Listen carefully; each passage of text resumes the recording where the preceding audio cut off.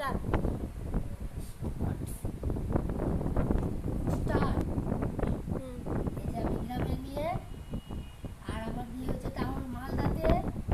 এই যে দেখুন, এটা হলো শাকের ডাঁটা।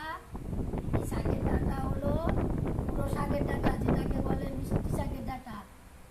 খেতে দারুণ লাগে। আগে দেখতে হবে কিন্তু বাজারে গিয়ে, তারপরে কিনতে হবে। কিনে এই যে সব একটু আলু, একটু বেগুন, একটু মিষ্টি কুমড়ো, একটু মূলো দিয়ে সব মিশিয়ে সুন্দর করে একটু সরষে বাটা, আদা বাটা, একটু জিরা বাটা দিয়ে শুকনা করে এরকম করে তরকারি করতে হবে।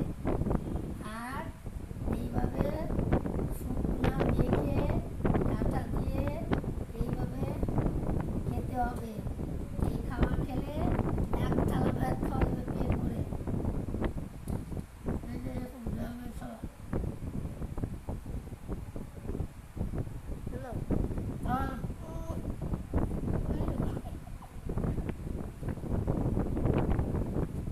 যেভাবে খেতে হবে। এটা হলো গ্রামের খাওয়া। টাউনের খাওয়া হলো এর সঙ্গে একটু কলার ডাল, একটু আলু ভাজা, একটু বেগুন ভাজা, তাহলে পেট ভরে একতলা করে ভাত খাওয়া যাবে। ভালো লাগলে লাইক